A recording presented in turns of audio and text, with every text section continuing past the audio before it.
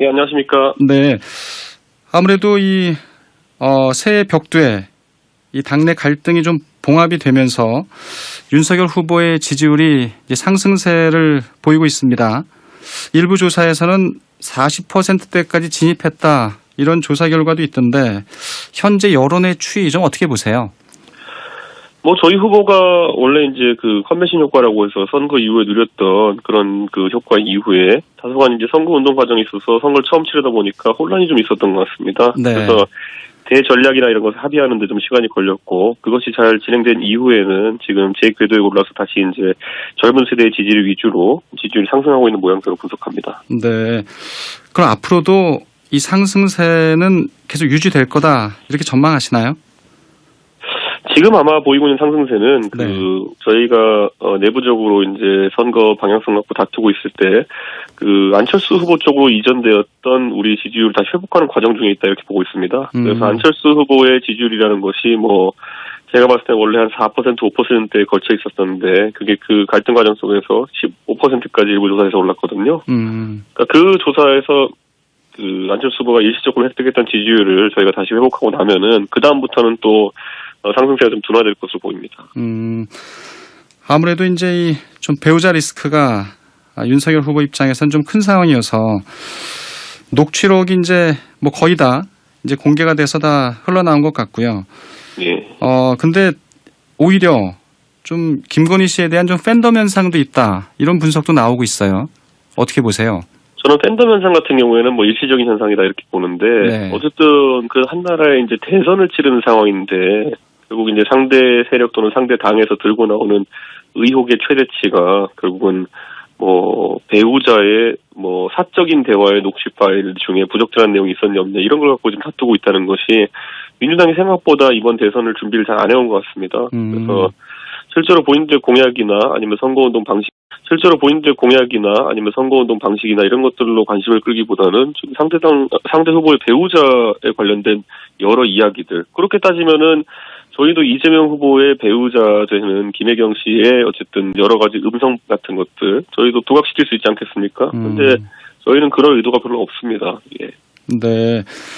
아무래도 이제 언론에서는 좀 관심을 갖고 있는 게 김건희 씨가 또 이 사진 찍는 장면도 프로필 사진 좀 공개가 되고 여러 면에서 좀 빠르면 설 이후에는 좀 선거운동에 함께하지 않겠느냐 조기 등판 가능성도 좀 제기가 되고 있어서요. 예, 지금 저희 후보자의 배우자 관련 활동 관련해서는 저희가 내부적으로 따로 논의하는 사항은 없습니다. 다만 여러 가지 조언을 지금 이제 할 뿐이고 그리고 또 후보자와 배우자가 결국에는 이건 가족 간에 결정해야 될 문제다 이렇게 많은 사람들이 보고 있습니다. 윤석열 후보도 사실 그 시기는 좀 가늠하지 못하고 계신 것 같더라고요. 저는 근데 이제 이번에 그 후보자의 장모 관련해가지고 판결도 나오고 하면서 후보자와 가족에 대해서 제기되었던 많은 의혹들 중에서 조금 이제 결과가 나오는 것도 있으면서 어쨌든 민주당에서 그렇게 소리 높여서 주장했던 본부장 리스크라는 것이 실질적으로는 상당한 부분은 과한 것도 있었고 또 어떤 부분은 지금 와서 좀 풀리는 부분도 있거든요. 네. 그래서는 이런 어떤 민주당의 공세 자체가 참 무책임했다 이렇게 지적하고 싶습니다. 네. 그래도 이제 홍준표 의원, 유승민 전 의원도 이제 거론되면서 이 무속인 논란은 여전히 남아 있어요. 이 부분도 결국은 이 녹취록과 마찬가지로 시간이 지나면 잦아질 거다 이렇게 보시나요? 저는 무속이라는 것이 우리나라에서 사람들이 무속이 참 심각한 상태로 무속에 의존한다라는 생각이 들 정도의 그런 사안이 우리 후보나 배우자에게서 나왔느냐라는 의문을 제기하고 싶습니다. 지금 보면은 무속인으로 의심되는 인물이 예를 들어 캠프에 어떤 역할을 한 것이 아니냐 이런 의심 아니면은 또 사주를 본다 점을 본다 이런 정도의 얘가 무속으로 지금 분류되고 있는 것이거든요. 근데 제가 봤을 때는 물론 그런 것이 종교적인 측면에서 불편한 분도 있으시겠지만은 우리나라는 되게 그 일간지들만 하더라도 신문 지상의 좋은 위치에 오늘의 운세라든지 사주 이런 것들을 그렇죠. 배치해놓고 있거든요. 네. 이런 것들을 보는 행위 자체를 무속에 빠진 심취한 행위로 볼 것이냐라는 거는 좀 선거 과정에 있는 과도한 주장이 아닐까 이런 생각을 합니다. 네. 근데 이제 경선 과정에서 이제 또 손바닥에 또 왕자 논란도 있고 했기 때문에 계속 이런 부분이 논란이 되고 있는 것 같은데 어제 교육부가 이제 역시 김건희 씨 얘기인데요. 예. 이 허위 학력, 허위 경력에 대해서 사실 조사 결과를 내놨잖아요. 예. 예, 이 부분에 대해서도 좀 유심히 보셨을 것 같아서요. 저는 뭐 그 부분에 있어가지고 과거에 뭐 전시 기획을 했던 이력이라든지 이런 것도 저희가 15년 가까이 된 이력들을 추적해서 처음에 후보자의 배우자가 대응하다 보니까 대응이 매끄럽지 못했던 부분이 좀 있던 것 같습니다. 네. 후보자의 배우자도 그 당시에 사과를 했지만은 잘못된 어쨌든 기재가 있었다고 한다면 그 부분은 겸허하게 사과해야 되는 것이고요. 때로는 기억에 이제 좀 너무 오래되다 보니까 자그마한 디테일을 기억 못 해가지고 오해를 산 부분도 있고 뭐 이런 것들은 잘 정리해서 저희가 대응해야 되는 것이고, 원래 공세적인 입장을 펴는 곳이 이런 쪽에서는 자료 수집을 오래전부터 해오고, 그리고 그 증거 자료를 제시할 준비가 돼 있기 때문에 좀 대응하기 쉽고, 오히려 십수년 전의 기억에 의존해야 되는 입장에서는 아무리 본인의 일이라 하더라도 기억이 부족할 수도 있고 하기 때문에 초반에 문제가 좀 있었던 것 같습니다. 네. 아무래도 이제 이 민주당 이재명 후보의 이제 지지율이 이 정체가 이제 계속되면서 나름의 이제 쇄신 카드를 민주당이 이제 뽑고 있는 것 같아요.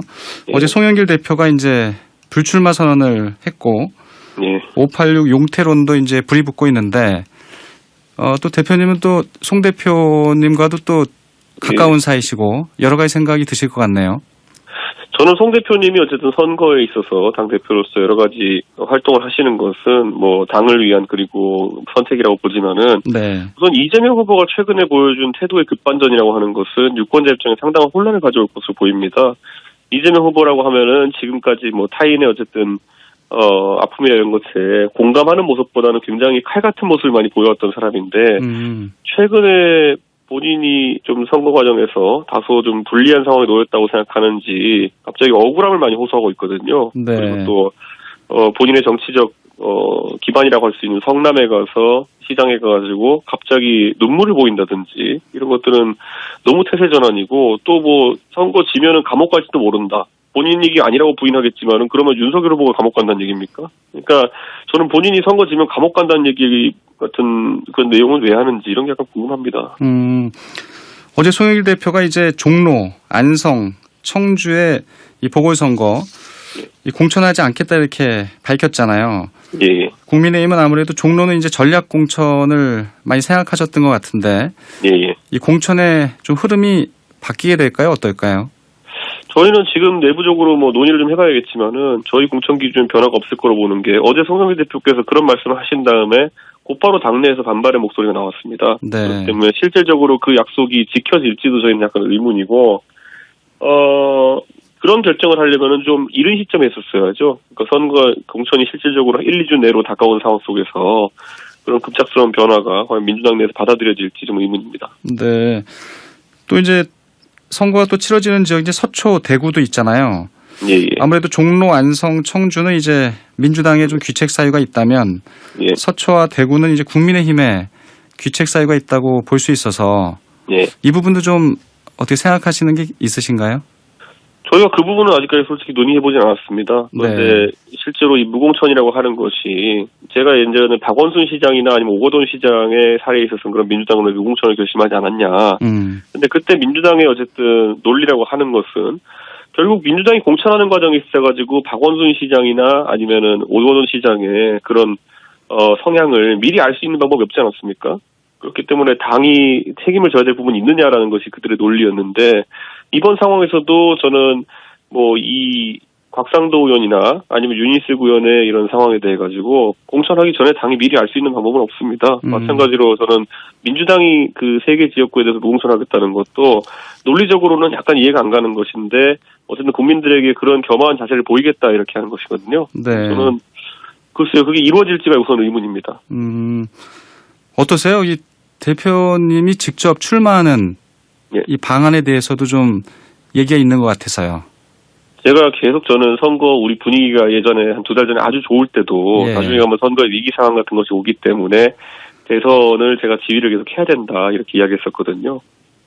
저는 지금 상황에서도 저희가 최근 여론조사 분위기가 다소 좋다 그래도 앞으로 40일 정도 남은 선거에서 여러 가지 변수가 있을 것이고, 저희 당이 선거를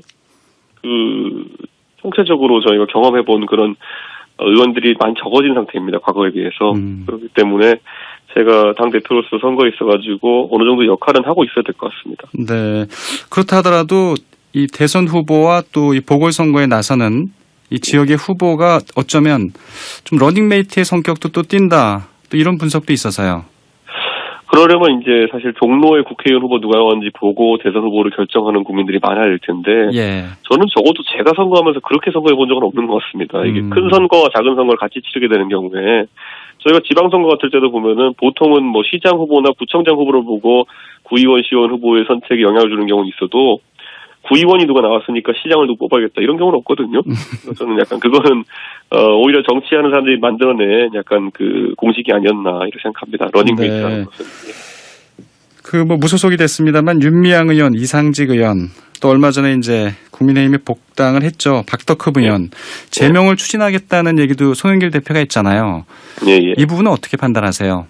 근데 이상직 의원님 같은 경우에는 이미 그 수사나 아니면 이런 재판을 통해 상당한 어떤 문제가 있다고 밝혀진 것이고, 박덕흠 의원님 같은 경우에는 저희도 복당을 이제 받게 된 것이 그 박덕흠 의원이 탈당해 있는 기간 동안에 수사가 전혀 진척이 되지 않았습니다. 그렇기 때문에 수사에 어떤 결과가 나온 것도 아니고 하기 때문에 송영길 대표가 박덕흠 의원을 거기 이름 넣은 거는 그냥 대중의 지탄의 대상으로 삼으려고 하는 것 정도의 의미인 것 같고, 윤미향 의원은 다 아시는 것처럼 사실 정서적으로 상당히 문제가 있을 수밖에 없는 사안에 연루되어 계시기 때문에 저는 어쨌든 송 대표님의 그런 제안, 윤리위를 좀 실질적인 가동을 하겠다는 제안은 공감하지만은 그 세 분의 이름이 과연 같이 올라갈 수 있는 것인가에 대해서 좀 의문입니다. 네. 아무래도 뭐 대선 전국의 마지막 변수라고 해야 될까요? 뭐 TV 토론을 많이 꼽고 있습니다. 좀 여야 후보의 양자 토론이 합의가 되어 있는 상태지만 또 방송금지 가처분 신청이 지금 제기가 돼서 아무래도 오늘 이 법원의 판단이 내려질 것 같은데요. 양자 TV 토론 가능하다고 보시나요?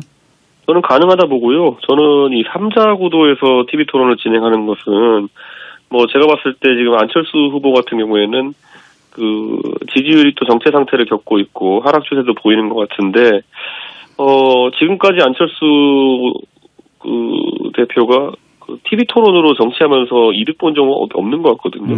그런데 왜 그렇게 자꾸 TV 토론에 집착하시는지 잘 모르겠지만은 하여튼 그 지금까지 양비론이나 이런 정치적인 언어로 일관해 오신 안철수 대표께서 정책과 비전 위주가 돼야 되는 TV 토론에서 큰 역할을 하실 거라 저는 기대하지 않습니다. 네. 사실 당대표가 되고 난 후에도 인터뷰 때 얘기하셨지만 이 김종인 총괄선대위원장 이제 나가 계시는데 어떻게 좀 컴백 가능성은 없나요? 저는 선거에 있어서 저희가 김종인 위원장의 조력을 받는 것이 뭐 상당히 도움이 된다 이렇게 생각합니다. 그리고 박근혜 대통령 선거 때도 김종인 위원장이 선대위 갈등이나 이런 걸로 2번 정도 이탈하셨지만은 나중에 결국 지지선언을 통해 가지고 박근혜 대통령이 힘을 실어주셨거든요. 네. 그렇기 때문에 김종인 위원장께서 어떤 형식으로든지 선거에 도움을 주시길 좀 기대하고 있습니다. 예, 끝으로 요것만 좀 여쭤볼게요. 그 당사에서 숙식은 언제부터 시작하나요? 그거 당사에 원래 그 저희가 김종인 위원장이 쓰시던 방을 쓰려고 했더니만은 그게 이제 사무용 공간이라서 숙식하기엔 너무 큰 방입니다. 네. 그래가지고 제가 작은 방 하나 찾아달라고 해서 지금 3층에 이제 작은 방 하나 찾았는데 이게 방을 찾고 나서 저희가 이제 선거가 다가오니까 청년 보좌역들이 일할 공간이 수요가 좀 필요합니다. 네. 청년 보좌역들한테 우선 배정을 하다 보니까 당대표 숙식하는 방은 사실 실무적인 공간은 아니기 때문에 우선순위가 많이 밀리고 있습니다. 그런데 지금 3층에 아주 작은 방 하나 지금 찾은 걸로 알고 있습니다. 알겠습니다. 예, 오늘 인터뷰 여기까지 듣죠. 고맙습니다. 감사합니다.